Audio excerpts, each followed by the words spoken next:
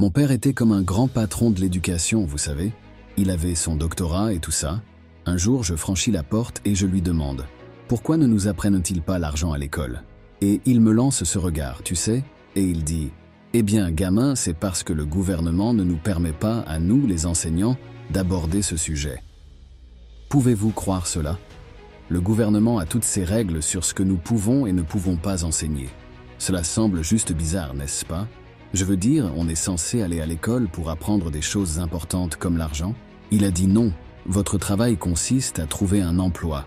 Et j'ai dit, mais tu trouves un travail pour gagner de l'argent. Il dit non, tu es juste censé trouver un travail. Je me dis, non, non, non, non, non. Le but d'un travail n'est pas seulement de gagner de l'argent.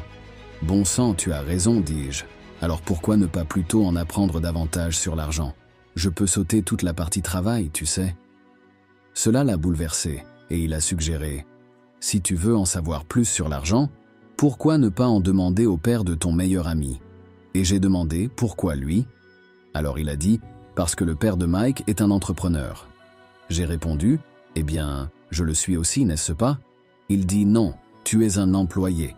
Tu es un employé du gouvernement. » J'étais comme « Oh, quelle est la différence ?» C'est la différence. Apparemment, un entrepreneur doit comprendre l'argent, sinon il n'est plus vraiment un entrepreneur.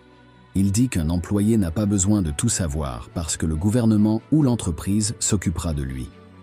Quand j'étais enfant, j'étais complètement confus, mais j'ai suivi les conseils de mon père et je suis allé directement au bureau du père de Mike et j'ai frappé à sa porte.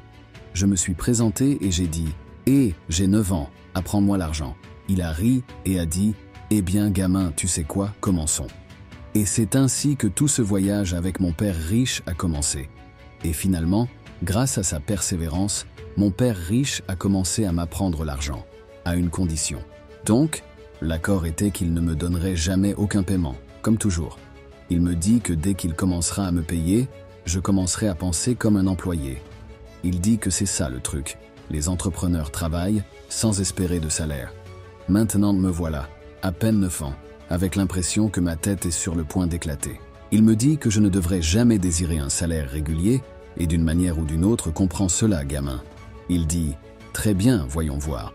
Comment puis-je t'apprendre à gagner de l'argent ?» Il explique que c'est ainsi que pensent les entrepreneurs et commence à sortir un jeu de société Monopoly que je peux apprendre gratuitement. Je finis par faire des corvées, ramasser des cigarettes, gérer des hôtels et des restaurants, et effectuer toutes sortes de tâches banales. En vieillissant, je commence à me lancer dans le travail de bureau, le marketing et la comptabilité.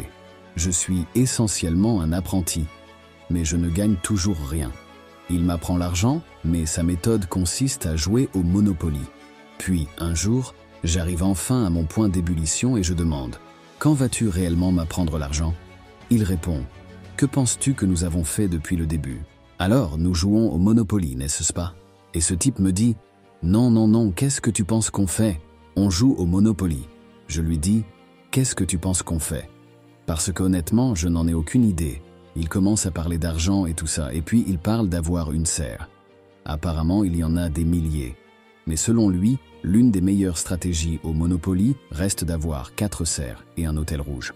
Selon lui, jouer au Monopoly en vrai vivre avec cette formule est l'un des meilleurs moyens de gagner beaucoup d'argent. Mais c'est tout ce qu'il y a à faire, je suppose. C'est bon, juste ça. Et il me demande « Que penses-tu que je fais ?» Honnêtement, je n'en avais aucune idée. Alors il m'emmène dehors et me montre son succès. 10 ans plus tard, j'ai 19 ans et j'étudie à New York. Je reviens à Hawaï et devinez quoi? Mon riche père était parti acheter le plus grand terrain en plein cœur de Waikiki Beach. Et si vous y allez aujourd'hui, vous verrez l'hôtel Hyatt Regency. Ouais, c'est son hôtel. Tout comme dans le jeu de Monopoly, il a continué à acquérir de plus en plus d'actifs, les agrandissant. Il a dû racheter toutes les petites entreprises de la région pour y parvenir. Waikiki n'était pas vraiment l'endroit le plus propre à l'époque. Il a donc racheté magasin après magasin, et cela lui a pris du temps, mais il a finalement transformé cette petite propriété en quelque chose d'incroyable.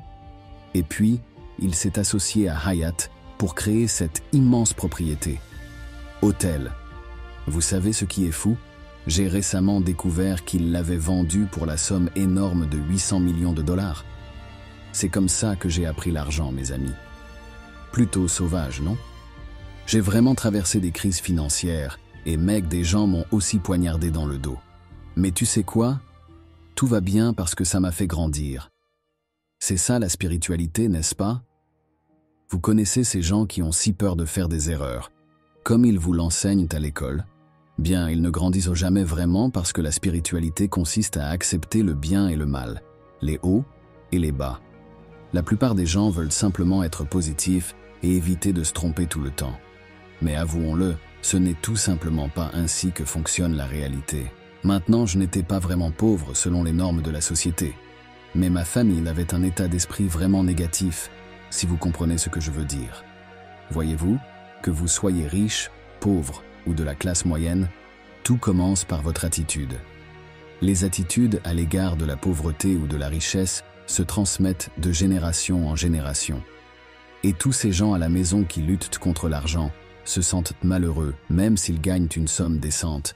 Eh bien, il y a de fortes chances qu'on leur ait appris ce genre de choses aussi. Votre super-ego a probablement appris que vous devez trouver un travail, travailler dur, sinon vous ne serez jamais riche, ou prospère, ou autre. Mais voici le problème, le système scolaire ne vous apprend jamais ce qu'est l'argent. Non, il est conçu pour faire de vous un excellent employé, peut-être un médecin ou un avocat ou quelque chose d'extraordinaire, mais cela ne vous informe jamais sur les détails des questions d'argent. Et c'est là que la plupart des gens manquent de connaissances. Ils n'apprennent jamais de vraies choses commerciales comme la comptabilité, les dettes ou les impôts. On pourrait penser que ce serait essentiel, non? Mais non, les écoles ne prennent tout simplement pas la peine de l'enseigner. Parfois, les gens me demandent comment mon père riche a découvert quelque chose que mon pauvre père ignorait.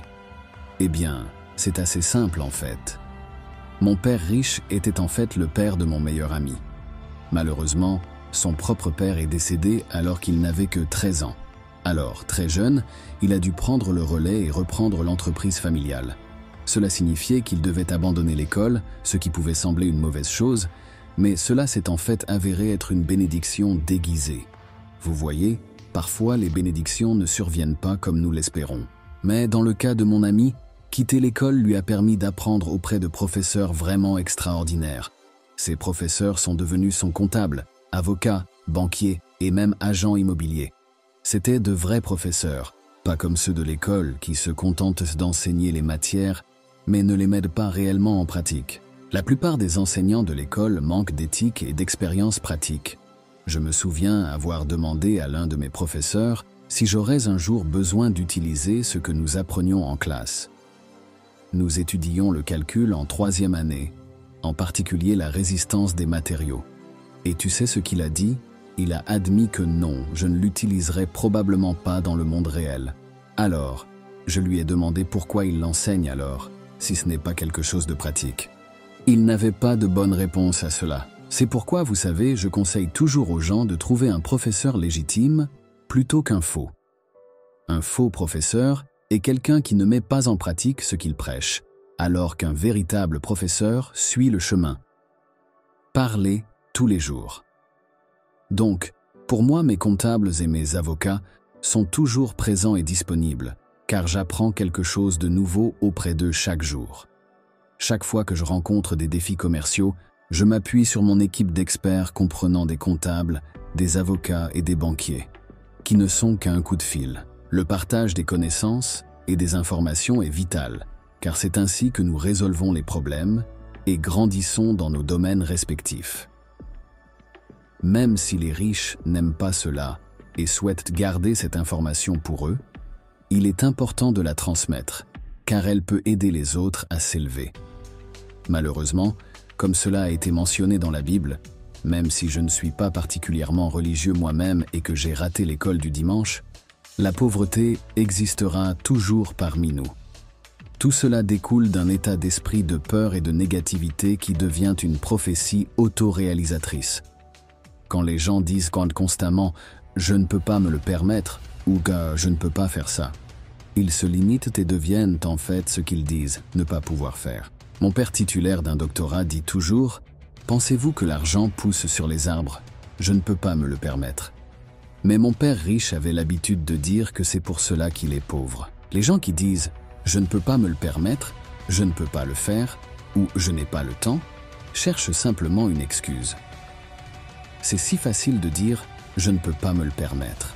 Au lieu de cela, mon père riche demandait « comment puis-je me le permettre ?» ou « comment puis-je y parvenir ?» Il a compris que poser des questions ouvre l'esprit, tandis que faire des déclarations le ferme. Vous voyez, lorsque vous dites constamment « je ne peux pas me le permettre », vous vous limitez et devenez ce que vous dites. Le rugby est un sport d'équipe, tout comme le football, mais chacun a ses propres rôles. Le golf, d'un autre côté, se joue seul, donc c'est complètement différent des autres. Dans mon jeu financier, les affaires passent en premier, suivies par l'immobilier. Donc, mon conseil à les jeunes, c'est de trouver votre jeu.